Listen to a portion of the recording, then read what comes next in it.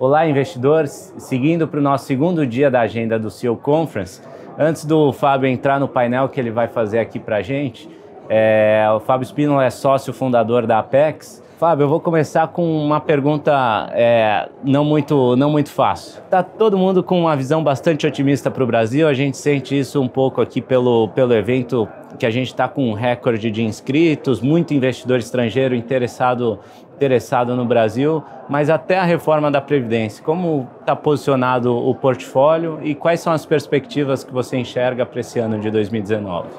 Legal, bom, obrigado pelo convite, estar aqui na conferência. A gente está bastante satisfeito com essa presença e o interesse dos investidores de uma maneira geral, principalmente voltando o apetite a risco para a Bolsa, né? Isso desde outubro, com o resultado das eleições, a gente ficou muito mais em evidência pelo apetite a risco, né? Você teve uma diminuição do risco de políticas erradas feitas no governo passado e esse risco foi eliminado. A gente tem diversas boas intenções dentro da administração corrente e eu acho que esse apetite a risco que veio desde outubro para a Bolsa especificamente é muito importante para o mercado de capitais, para a liquidez do mercado, para mais alternativas de investimento dos investidores de uma maneira geral.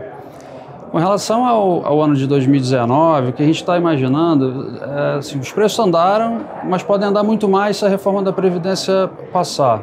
Se a reforma da Previdência não passar, também a gente vai ter uma queda de preços, porque a aversão a risco volta a predominar. E isso por que exatamente? A dinâmica da dívida é o principal risco e a principal fragilidade do governo, dos fundamentos macro do Brasil, né? Então, o que a gente acha é que você tem um espaço ainda para andar por apetite a risco, que a gente chama de expansão de múltiplo, e você vai ter a migração dessa tese para crescimento de lucro. Por que eu estou falando isso? Você imagina que, voltando à questão da fragilidade fiscal, se você acerta esse passo, você vai ter uma possibilidade de uma taxa de juro baixa por um período mais longo. Isso vai ser de forma estrutural, porque você está endereçando efetivamente uma questão fundamental.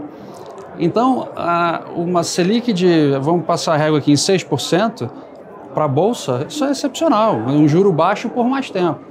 O hiato do produto ainda é bastante grande, você não vai ter pressão inflacionária por um bom tempo ainda. Então, as alocações de Brasil, elas vão tender à Bolsa naturalmente. Isso é inequívoco. É uma forma de mudança de fundamento estrutural.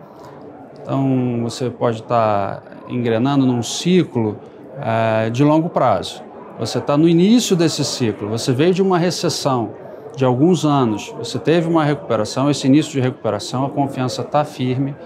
Então você tem ainda uma taxa de desemprego muito alta, você tem ainda o nível de endividamento das famílias, o comprometimento de renda das famílias baixo. Então você tem a possibilidade de engrenando nesse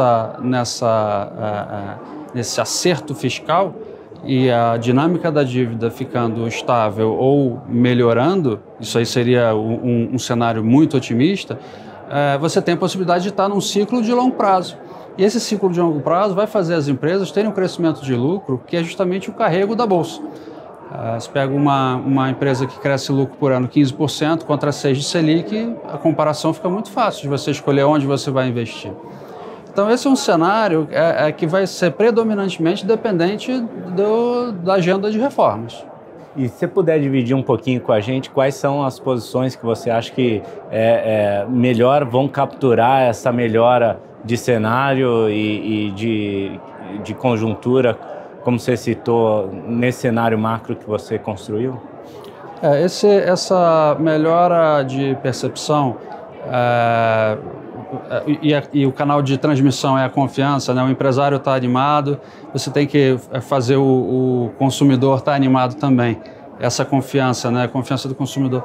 Essa taxa de desemprego, ela caindo, isso é mais renda, né? Mais pessoas empregadas e mais renda, disponibilidade de dinheiro para você consumir.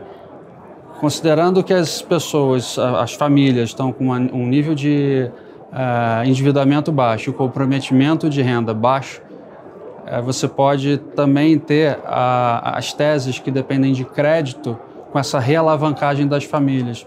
Então, quando a gente olha para as empresas domésticas, elas vão ter um benefício muito grande, principalmente vindo do consumo, seja consumo de tickets menores, seja consumo de tickets maiores que estão mais associadas a crédito, por esses dois canais que eu comentei, a renda e o crédito, entendeu? Então, assim, quando você olha pelo macro, esses são ventos de cauda que são importantes para a gente, tá? Você vai ter uma massa salarial crescendo, isso para o consumo é importante. Então, as empresas que vão se beneficiar, seja do crédito, você pode pensar que os bancos vão se beneficiar de um crescimento de crédito, sim. As empresas que têm o Consumer Finance, uma Renner, por exemplo, tem uma parte de crédito, também se beneficia disso. Então, quando você olha para as empresas, você vai traçando esses vetores dentro do seu modelo e vai tentando estimar qual tipo de crescimento de lucro que você vai ter. Então, as empresas domésticas, eu acho que elas vão, expostas à atividade doméstica, elas vão ter necessariamente um crescimento de lucro em função desse cenário. Vamos falar que se não passa a Previdência, os preços vão cair. Essas empresas vão sofrer. E aí você vai querer estar nas empresas que a gente, entre aspas, aqui é a prova de bala. São as empresas que têm as teses de investimento de longo prazo. O varejo do e-commerce, né, contra o varejo físico. Essa é uma tese de penetração do varejo eletrônico contra o físico de longo prazo.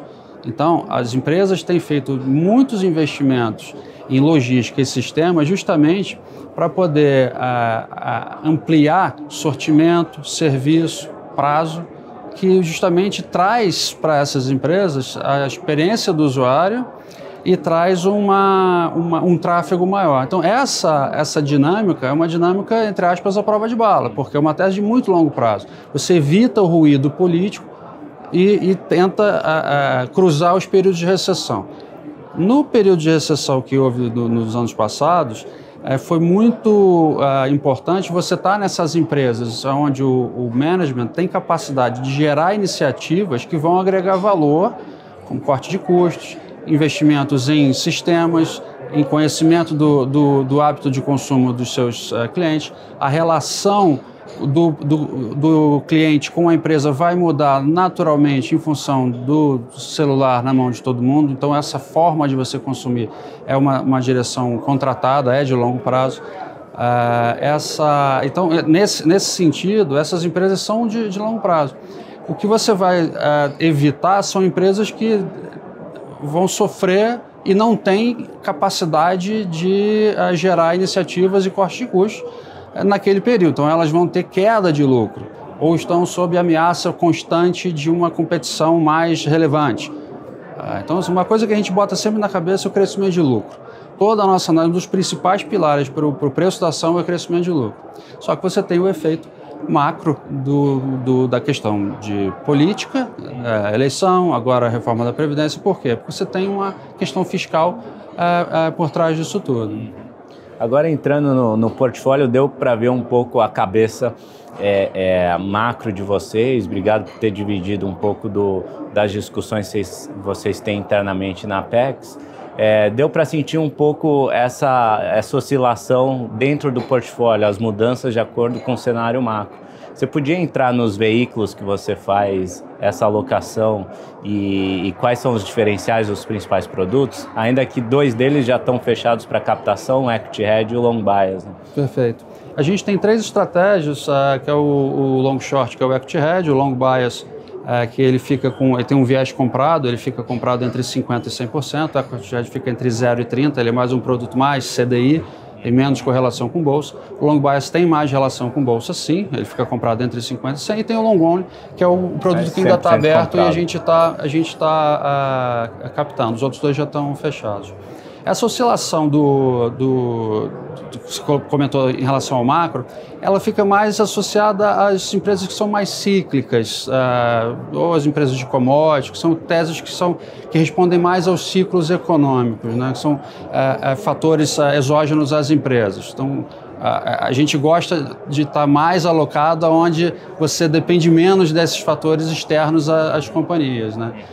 que são essas teses de longo prazo. Isso que a gente busca efetivamente nas nossas alocações. Não quer dizer que você não tenha alocações de empresas cíclicas, mas elas vão ter um horizonte de investimento menor e tem que ter uma simetria muito favorável para você estar alocando nessas empresas. Excelente. Fábio, muito obrigado pela participação, de dividir um pouco aqui do que você vai comentar no painel, daqui a pouco que a gente vai transmitir live também. Obrigado, até a próxima.